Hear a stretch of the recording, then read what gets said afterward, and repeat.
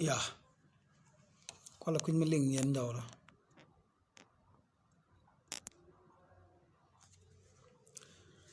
Ya, de kollar ci da kanyam ya anda mandu ni koru dang. Ya kan ben kala video no wen ki kan ben kala video no wal. Nyam gwada nyam de ben kala video. Ci o man bega mi me kan me lat ki mi kan ne kon ko ken men chop. Dung no te garen mo go ren ja ba la lar kala video mi ci da mana na ga lo bam pal che rete lar tin pan. Kere cha lar rete be jalo. No che lar cha ro ko ta ka Australia. Nga ja bo chang janan poinen ga lok. De nak bar cha da chul.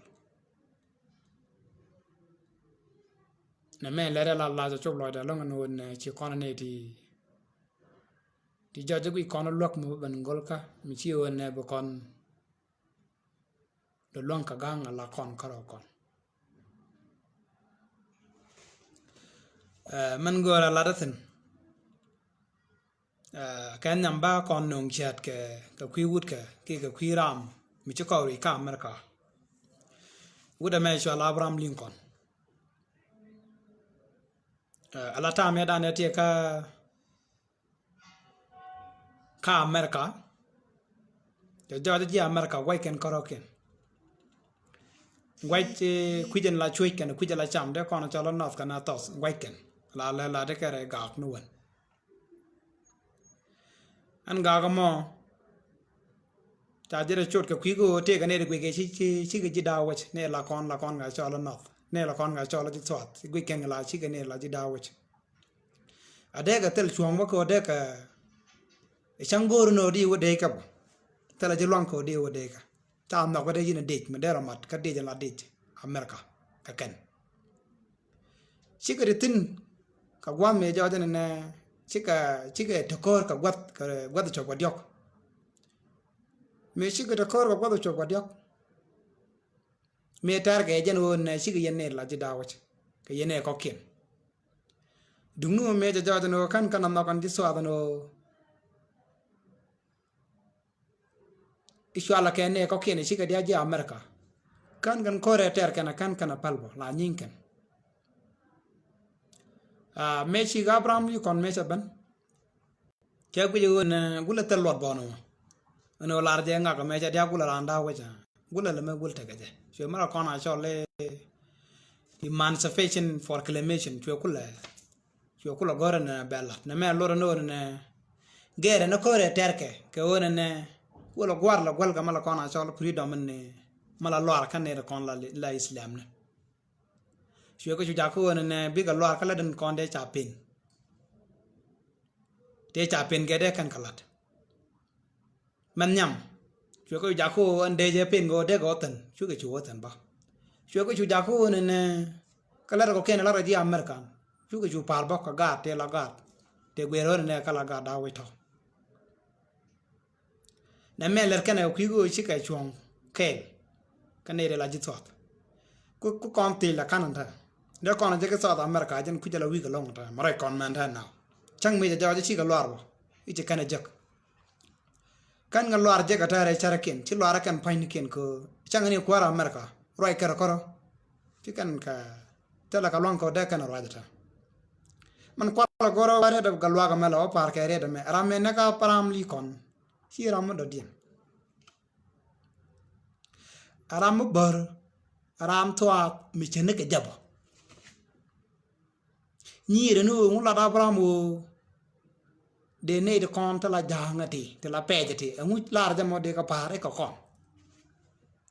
jangwa de ga baram liya motan chi na gram ro de na kan ga gwan mi ling li ba mi chene ke je jena kware ga lo bum lo pare mi chang na ga ni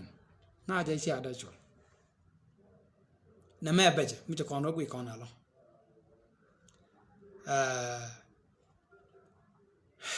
mu wakare do dien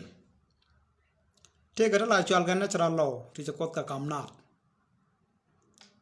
natural law ti che ka cha la per kan kan e dia te lo rieng bo te lo nga ga mai cham te lo berjin bo te lo che nga ga mai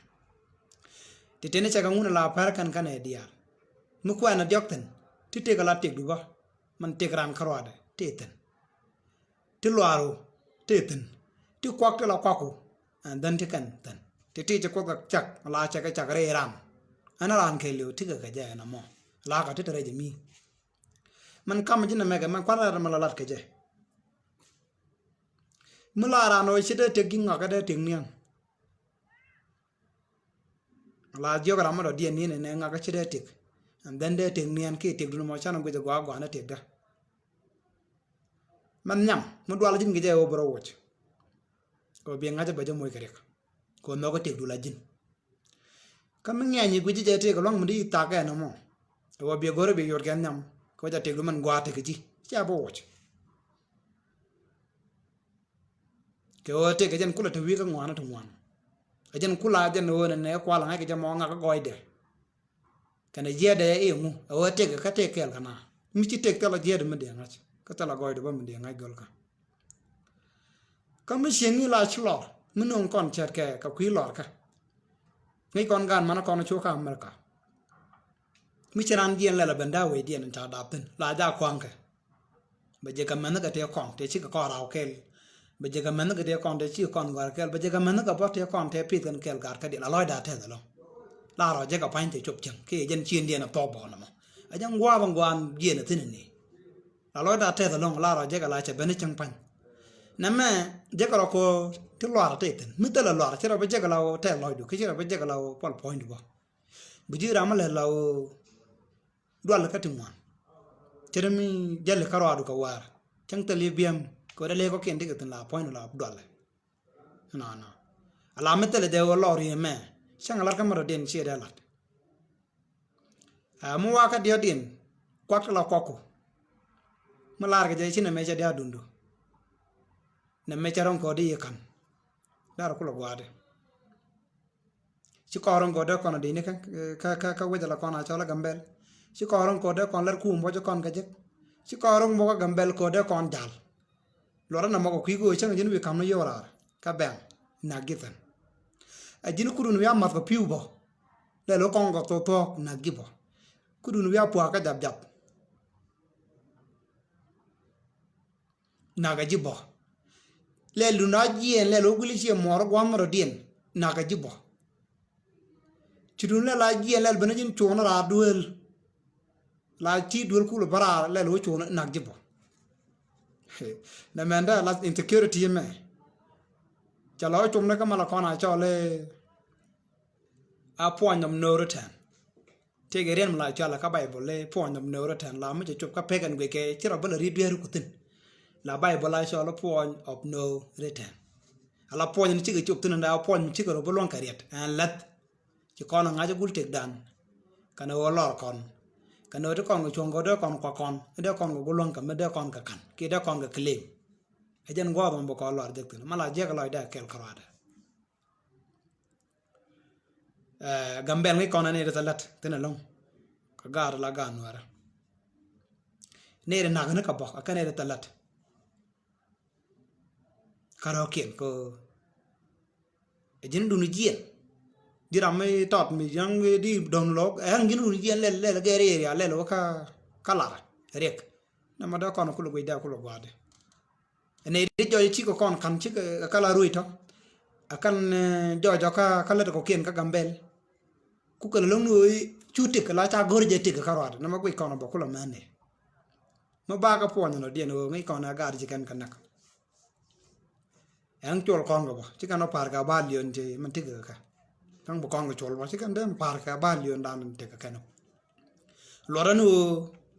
kan ne ti go re dor ken ko cha ka da lar ken chiam na ken ka lar ken kon ka kan yo wi kon go ba jel ga re te ka mu go ba lo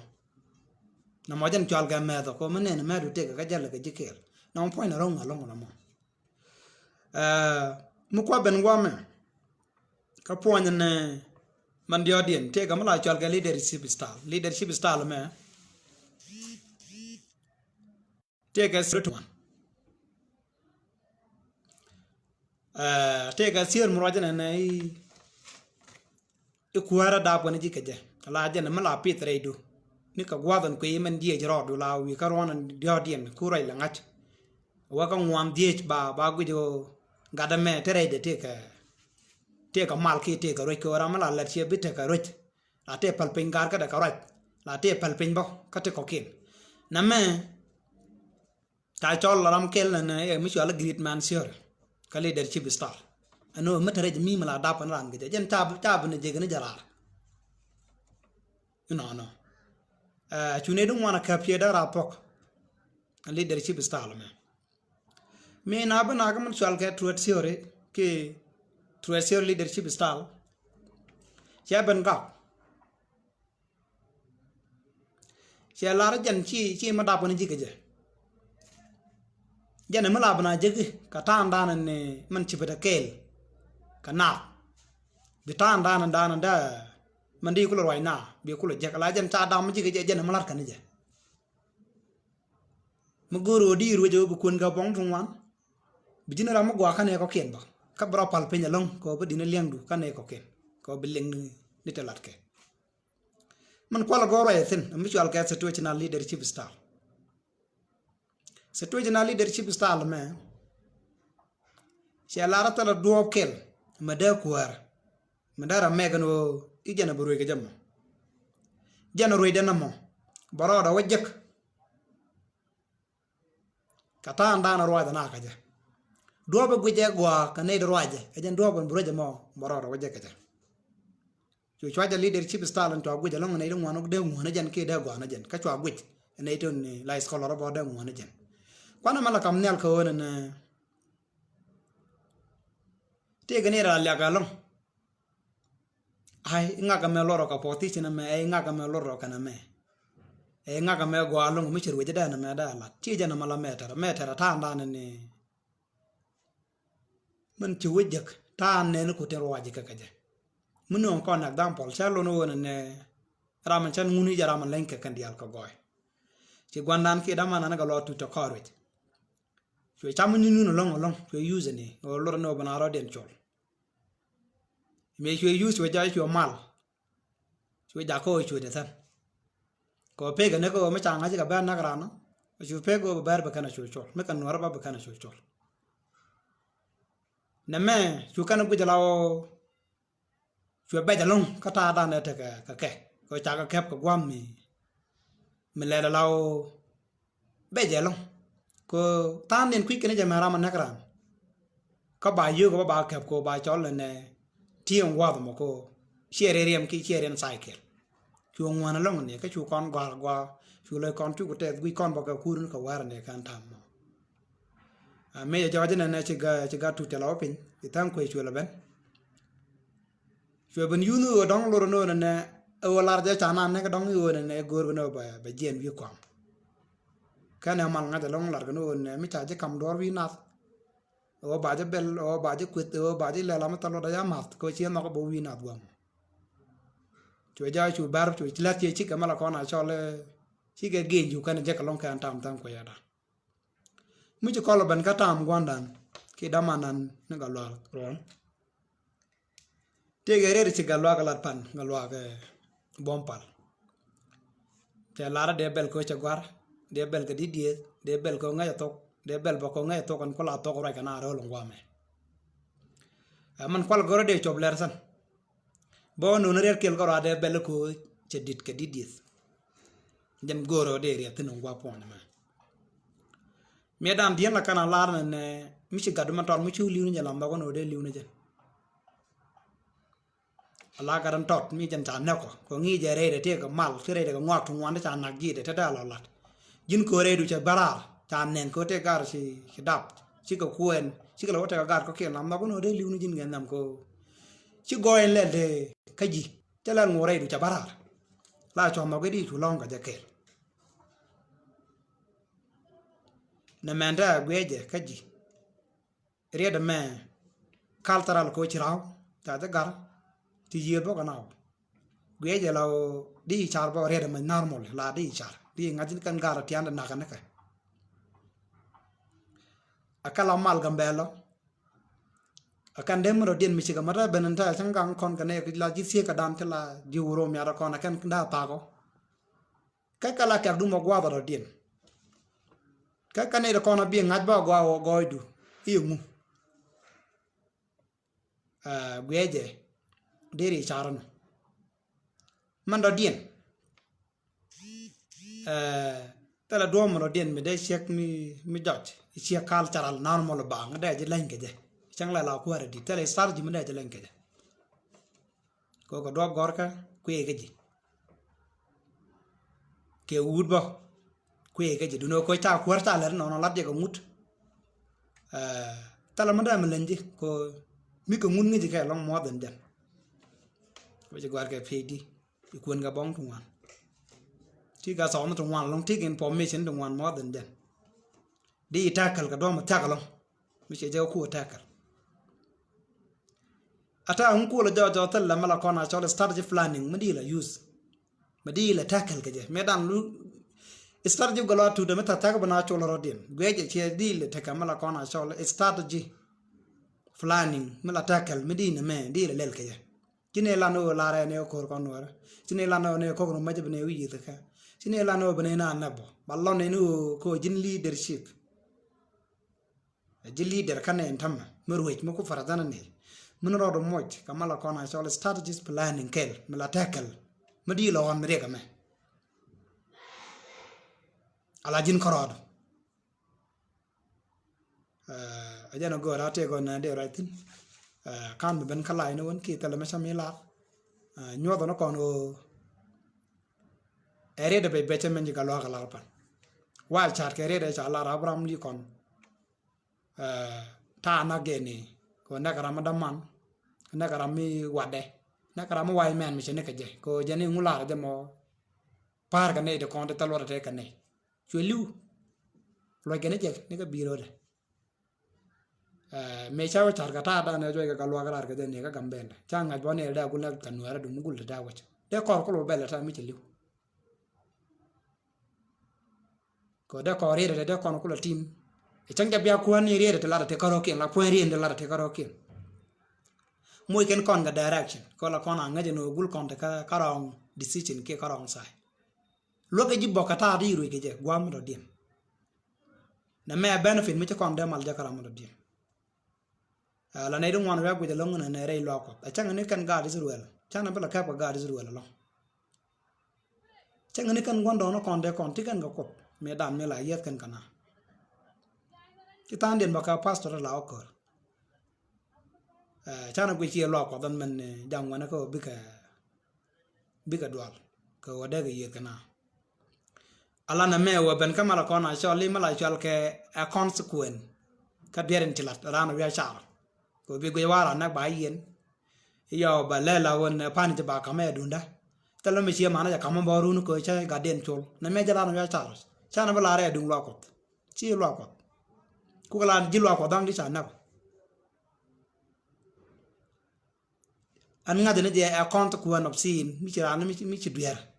ka kraman ci ko mi do ba yen yo bi guje ne ne baler ko ken ba ga yar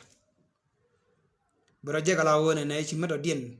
ci wala da ci rawana ka jokka disan do den karan ci mana ka fa ci lo ko mala la na lo ko da ka aka ci to ko kon ci le ne ye lo ko garder wal medan la kana ka bokor ni kam mai ken mana munu ken ko kwege ba ko nyo dara ken ba kana ko la ta kor me tar ga mun ja muni mun lar kana wa gambel ne ci gwadan ci kon den mitin ci kon de tan ja ne tar kana kan de dollar arab ya le ko ci kan tar maro den ko kwege na ya wa jo mun bi ko to pal wa met ka bi go ru ngu ka gem na kan ji arab dial ni mulal je ne kan ni ka jan mi e ci alla lo na kan ka afrika ja gwa da la ba lo ka me kana ba jegi tala nation me de won ka par ka le mo de nyur tala mlen da ba jeg ba go la kana ka den ku ina go ja tan gon me ja no ne ko ba ngata ba ka tiam chu kan tu ko do jong ka chwa la yoda mat ba bi la pen ka ba ro ba wop chu kana yo ngata yo kana yo nok yo pam chu yo pen ne dan ne la pen jero ko chu wop chi ke ye kana la kana na kwana pala ta me wal anta murai kon anta ga jan existent present day of Israel menda ene ling kon anda ye da na te wen mi ta da kana cha ga ta da ka pam de nda la ka te la de swaki no di lo ka ku de panaro da ku ku ajana ci ga lor ko de ka lor ci ga ne lor ka de ka je ne te ka kwa ka te ka re mo na te kan ta no ne yen ye da na ka ta wa na me ni UN de ka sankin ta nyam ta wa na me ne o ken de nyam no ka no di ben ko bi ga je ga yo me wa ne sha lu njok anta murai kon anta no ka ram de ben ga kor ma de ben ko ba mai de be yat gar de wal jek bi ga yes yo mi chik mi cha ka joy ka la ni ya ma cha ka bot bi ga lo lu njok ko la bu dam pon de kon ko la kan nu ko yeno point gan Israel ka pa kon lo ko do ko gan Israel ko men ko do men kan o la dam pon la kan kon ba ka gar Israel ko la dam pon la di na ta ma de kon la o gwijo che de kon no ngol mi to kon nga de an ko dan la ko gan Israel man da ko ye tutin ka jang gwa dan kan kan ne di altin ba mi to kon nga ji kan ne ko de pan je kan nyot kon o gulna yet mi wana ne kan ka gwa dan titin de ro gulna gira mi to kon ko nen ko la gwa mi de kon ko la de mo china de yet je kon ni no gwe je la o akach mala jilo ko da lar ga je ne china bi nyin ga je man nyam la loro no man chingat alla pala ka ko don tere bible ka mi cha chob loidu la chwa ti ka pal pin mi di la chi amal no ga di gwa yaran dung no mi cha lo ka gwa tngwan la jilo ko da nyin kana mi cha lo pam jan dere pan ga je lo jo ja lo jo mol ga jan dere pan te lo jo te tin mo di ran nak tang ja lo ko ko che je ngong din je ran la ga gi la ye kwa gak la ye kwa bet la pon wa la nyuen mi te mo ngong gwe ja la chi jan da ko wa ka tin na mo kan ne dial ko kon wi mo na tan ne sel ko pal ga ja pan ka gwa du no ko da ta ga gambele jana gwe che jam ko dom to kan la ko nalan ta kon pal ka mo ne du wan die ja pal ja ka long decision ngai ra man pal de ki ngai ra ma ta pal ka ja bar ka gwe da la gwe ja chi ja no ga ti ko kon di lo ko tol kon ko gwe ja do lo kon ka men bano je ka kor dir ke mi tiran mi te bere chela jana mala wa dwal ka ji ka ro bi yu no ka ko nak ba chu long du no ba bet mu kon o ka ko wa ba ba da jana go ra de kam kon bo kon te ka kamal